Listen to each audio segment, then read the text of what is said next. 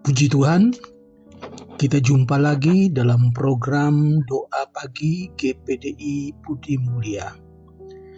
Mari kita awali pertemuan yang diberkati Tuhan di hari yang baru, dan saya percaya kita akan diberkati dengan berkat yang Tuhan sediakan melalui firman dan doa.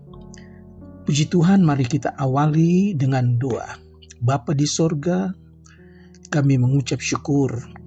Hari ini Tuhan berikan kami lagi tubuh yang sehat, dan kami awali hari yang baru ini dengan membaca firman Tuhan. Kami akan berdoa bersama-sama, mengucap syukur buat kebaikan Tuhan. Mohon pimpinan Roh Kudus supaya semua ini dapat jadi menurut kehendak Tuhan, di dalam nama Tuhan Yesus Kristus. Haleluya. Amin.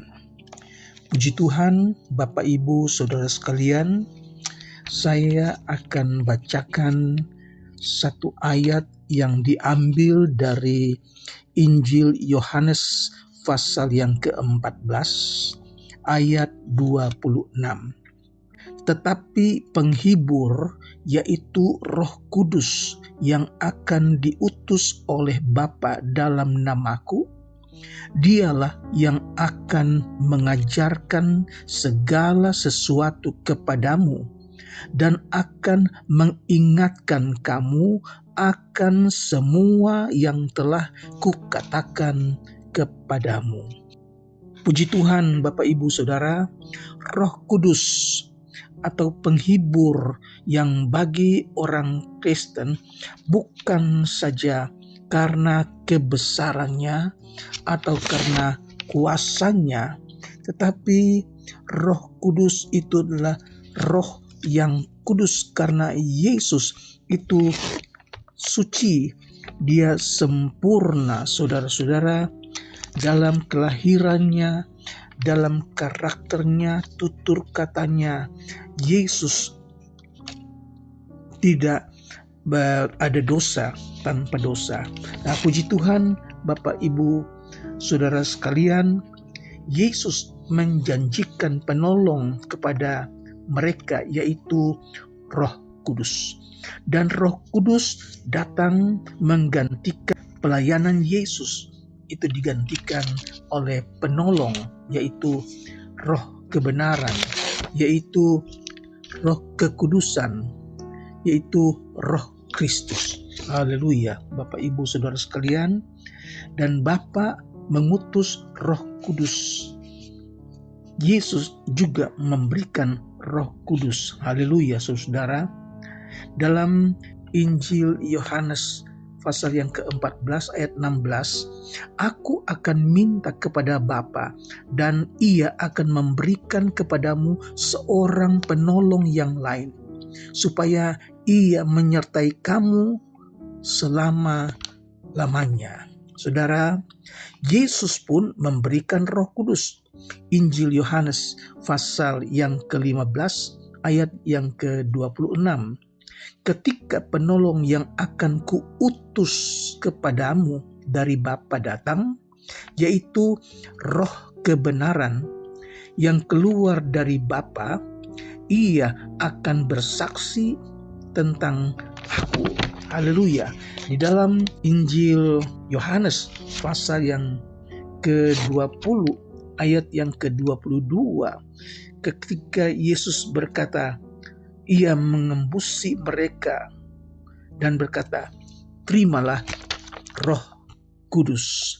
Jadi Roh Kudus menolong kita agar kita mengerti perkataan dan pengajaran Kristus.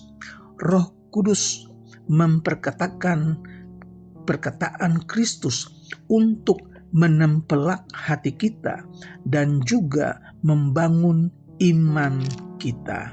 Haleluya. Roh Kudus yang diutus atas nama Yesus, juga perintah Roh Kudus adalah sama dengan perintah Yesus. Dan nama Yesus sungguh berkuasa.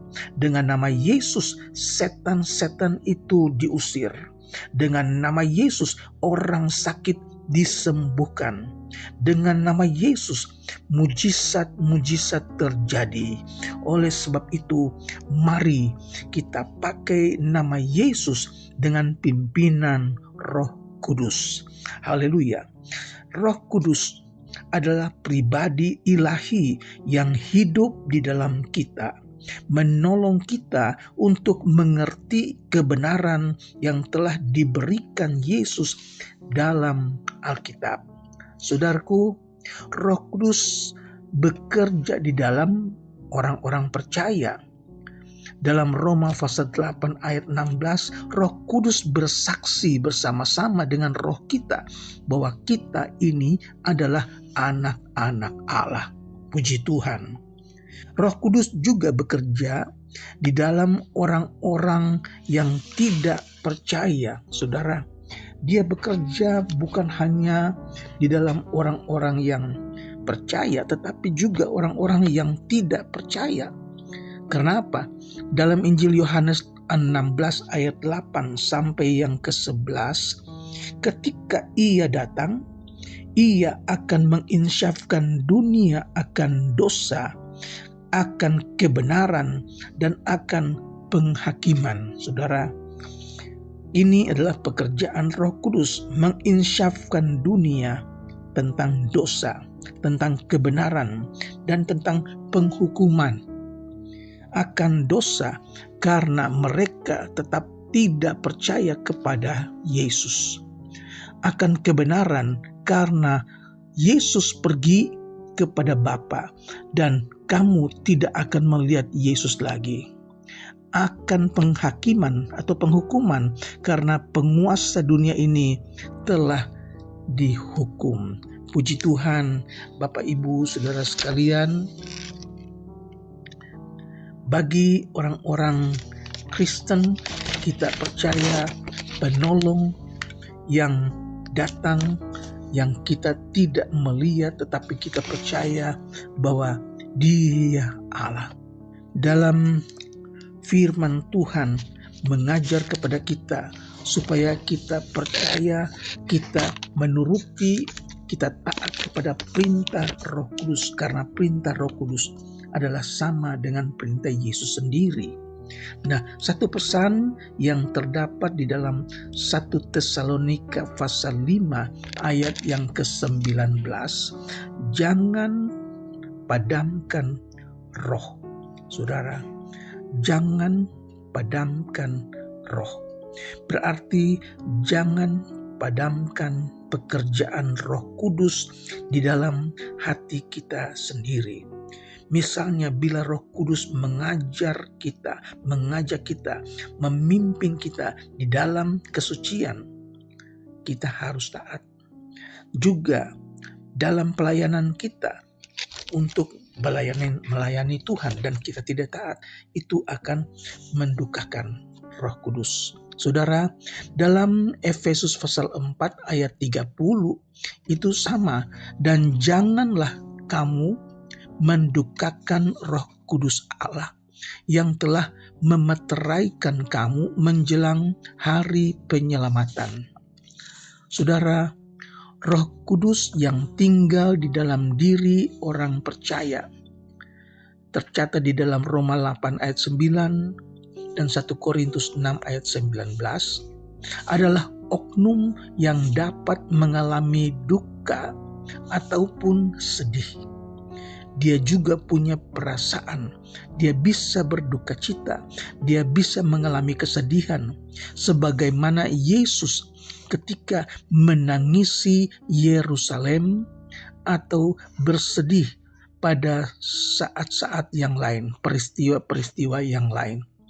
Misalnya tercatat di dalam Injil Matius pasal 23 ayat 37, saudara dapat baca di sana. Yang pertama, orang percaya mendukakan Roh Kudus apabila mereka mengabaikan kehadiran Roh Kudus. Orang percaya dapat mendukakan Roh Kudus apabila mereka mengabaikan suara Roh Kudus. Roh Kudus berbicara tetapi kita tidak mau dengar. Roh Kudus hadir tapi kita tidak mau rasakan, tidak mau alami, saudara-saudara. Atau Roh Kudus memimpin kita tetapi kita tidak tanggapi. Itu di dalam Roma pasal 8 ayat 5 sampai 17, juga Galatia 5 ayat 16 sampai 25. Jadi kita orang percaya dapat mendukakan Roh Kudus. Yang kedua, Roh Kudus itu didukakan membawa kepada penolakan Roh Kudus. Apabila orang-orang menolak Roh Kudus, itu mendukakan Roh Kudus. Kisah 7 ayat 51. Yang seterusnya menghasilkan padamnya api roh. Jadi kalau Roh Kudus yang memimpin kita tetapi kita tidak taat, dia bersuara, berbicara kepada kita, kita tidak mendengar. Dia hadir tetapi kita tidak mau rasakan kehadirannya, maka ini adalah memadamkan api roh. Sebagaimana dicatat di dalam 1 Tesalonika 5 ayat 19. Dan akhirnya akan menghina roh kasih karunia. Dalam Ibrani 10 ayat 29. Dan ini dapat menjadi perbuatan menghujat Roh Kudus. Menghujat Roh Kudus adalah satu tindakan yang tidak dapat diampuni. Sekali lagi, menghina Roh Kudus, mengutuk Roh Kudus adalah satu tindakan yang tidak dapat diampuni. Dicatat di dalam Injil Matius pasal yang ke-12 ayat yang ke-31. Roh Kudus mengajar kita ketika kita tidak tahu berdoa, tidak tahu apa yang kita akan katakan. Maka di dalam Roma 8 ayat 26, demikian juga Roh Kudus membantu kita dalam kelemahan kita. Sebab kita tidak tahu bagaimana sebenarnya harus berdoa, tetapi Roh sendiri menyampaikan permohonan kepada Allah dengan keluhan-keluhan yang tidak terucapkan.